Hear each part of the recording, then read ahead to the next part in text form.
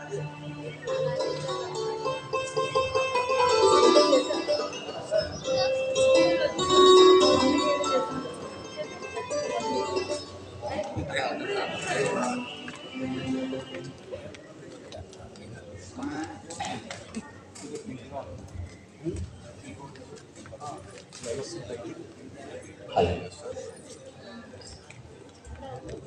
Hello mic test. Hello.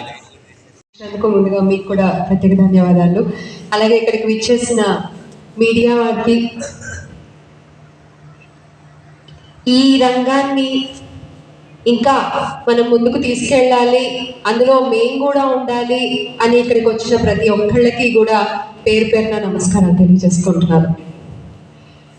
ఈ రోజున ఇక్కడ జనాలు తక్కువగా ఉండొచ్చు కాక, కానీ ఖచ్చితంగా మనందరం అనుకుంటే ఏదో ఒక రోజు ఈ హాల్ ఖాళీ లేకుండా నిండిపోయి నాటక ప్రదర్శన చూడడానికి ప్రేక్షకులు వచ్చేటువంటి రోజు ఖచ్చితంగా వస్తుంది అని గట్టిగా నమ్ముతున్నాను నేను. ఎందుకంటే ఎంటర్టైన్మెంట్ అనేది అరచేతిలోకి వచ్చేసినటువంటి ఈ రోజు నేను నా బాబుని కూడా తీసుకురావడానికి కారణం అదే. ఎందుకంటే నాటకం అనేది తెలియాలి, నెక్స్ట్ జనరేషన్కి కూడా నాటకం అనేది తెలియాలి. వాళ్ళకి స్కూల్స్లో చాలా పాష్గా ప్లేస్ అని చేపిస్తూ ఉంటారు, కానీ అసలైన నాటకం మన సంస్కృతిలో ఒక భాగం, మన జీవన శైలిలో ఒక భాగం. సినిమాలు రాకముందు, టీవీలు రాకముందు ఏదన్నా ఒక కథ చెప్పాలి అంటే, అది ప్రజల్లోకి వెళ్ళాలి అంటే అదొక నాటకం ద్వారా మాత్రమే చెప్పగలిగేటువంటి ఒక అద్భుతమైన సాధనం ఈ నాటకం. అంటే మీరు చెప్పాలనుకున్నది చాలా స్ట్రాంగ్గా ప్రజల్లోకి తీసుకెళ్ళచ్చు ఈ నాటకం ద్వారా. చాలా గర్వంగా చెప్పుకుంటూ ఉంటాను, నేను నాటక రంగం నుంచి వచ్చిన అమ్మాయిని చాలా చాలా గర్వంగా చెప్పుకుంటాను నేను. ఈ రోజున ఏదైతే ఎటువంటి ప్రశ్నలు అడిగినా తడబాటు లేకుండా, బిడియపడకుండా, భయపడకుండా చాలా సరళమైన పద్ధతిలో మాట్లాడుతున్నారు అని ఏదైతే పెద్దవాళ్ళు చెప్తున్నారో, అదంతా కూడా నాకు నాటక రంగం నేర్పించింది. ఈ రోజున నా భాష కానీ, ఒక వేదిక మీద ఎలా ప్రవర్తించాలి అనేటువంటి ఒక బేసిక్ దగ్గర నుంచి కూడా నాకు నేర్పించింది నాటక రంగమే, ఈ వేదికలే. చాలా చిన్న వయసులోనే నాటక రంగంలోకి రావడం జరిగింది. ఎన్నో ప్రదర్శనలు చేయడం జరిగింది. పరిషత్లు అవ్వచ్చు, కమర్షియల్ ప్లేస్ అవ్వచ్చు, అన్నీ. అంటే వయసుతో పాటుగా చాలా నేర్పుతుందండి, అంటే చాలా నేర్పిస్తుంది నాటక రంగం. More than any school, any college.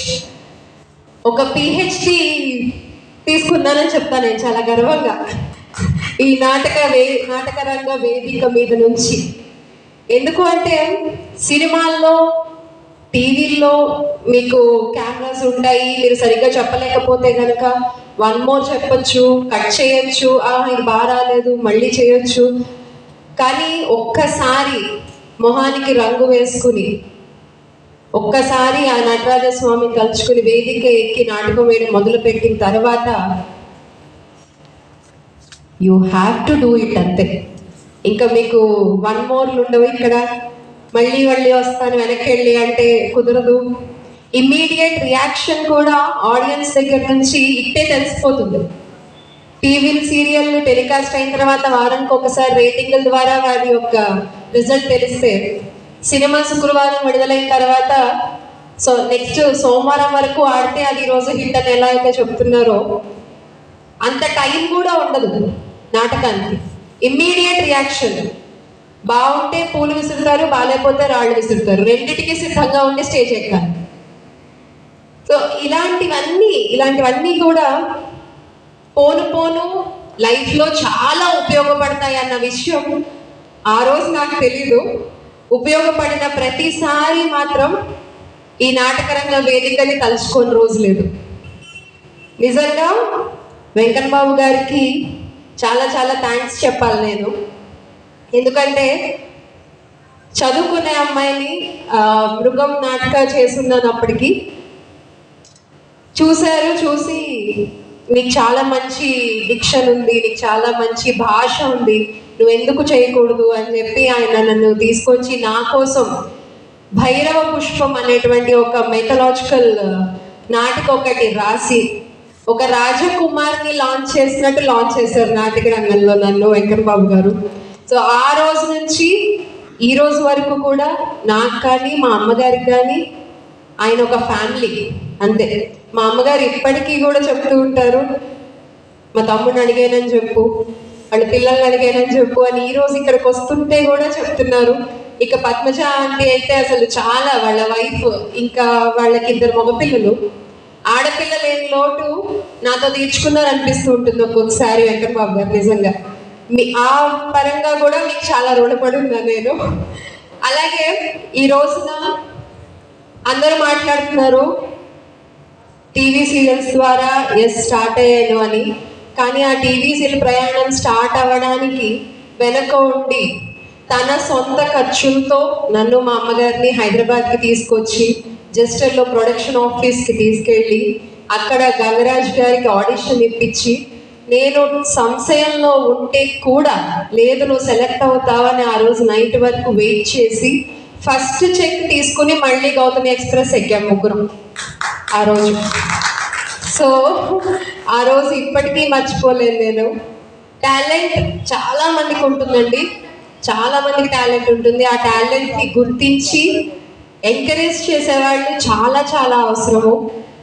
అది కూడా సరైన విధానంలో దాన్ని ట్రాక్లో పెట్టి ముందుకు నడిపించే వాళ్ళు చాలా అవసరం. అలాంటి వ్యక్తులు దేవుడి దయ వల్ల నా జీవితంలో వెంకట్ బాబు గారితో అలాంటి వ్యక్తులు పరిచయం అవడం మొదలయ్యారు. ఆ తర్వాత మీరు వేసిన ఆ పునాదికి ఆ వెంకటేశ్వర స్వామి దయ వల్ల నా భర్త ఈ రోజుకి కూడా అలాగే నన్ను ముందుకు నడిపిస్తూ ఉన్నారు. నీలో టాలెంట్ ఉంది, యూ కెన్ డూ ఇట్ అని ఆ రోజు ఈ నెల అయితే స్టార్ట్ చేశారో ఆ తర్వాత మా అమ్మగారు, ఆ తర్వాత మా ఆయన గారు, మా అత్తగారు, మామగారు ప్రతి ఒక్కళ్ళు కూడా అంటే it all started with 1 person. So that I want to say. So ఇలాంటి టాలెంట్లను ఇంకా మీరు వెతికి పట్టుకోవాలి, నాటక రంగానికి పరిచయం చేయాలి. నాటక రంగము వెనకబడిపోతోంది అని ఈరోజు మనం మాట్లాడుతున్నాము, వెనక పడిపోవట్లేదు, మనమే వెనక్కి నెట్టేసాం. అలా వెనక్కి నెట్టేయకుండా మళ్ళీ దాన్ని ముందుకు తీసుకుని వద్దాము. ఆ తీసుకొచ్చే క్రమంలో ఎలాంటి సహాయం కావాలన్నా దానికి నేను ఎప్పుడు సిద్ధంగా ఉంటాను. అంకుల్ మీరు గుర్తుపెట్టుకోండి, నేను అలవాట్లు అంకుల్ అనే చేస్తాను. సో అంకుల్ మీరు గుర్తుపెట్టుకోండి, ఎనీ టైం నాటక రంగం కోసం శ్యామల ఉంటుంది. ఎనీ టైం, ఏ రోజైనా సరే. ఇక్కడ ఒక్కళ్ళు లేకపోయినా కూడా నేను వస్తాను. సో ఈరోజు నిజంగా చాలా చాలా సంతృప్తికరంగా ఉంది. అంటే చాలా మీటింగ్లకు వెళ్తాము, చాలా మాట్లాడతాము, ఏదో అంటారు చూసారా, కొన్ని జాబ్ సాటిస్ఫాక్షన్ కోసం, కొన్ని జేబు సాటిస్ఫాక్షన్ కోసం, కానీ ఇది ఆత్మతృప్తి కోసం వచ్చాను ఈరోజు ఇక్కడికి నేను. నాకు ఆ ఆత్మ సంతృప్తి చాలా చాలా దొరుకుతుంది ఈ వేదిక మీద ఇలా ఇక్కడి నుంచి మాట్లాడుతుంటే. సో ఇవాళ మీ నాటకం కూడా చూసే వెళ్తాం. Thank you so much.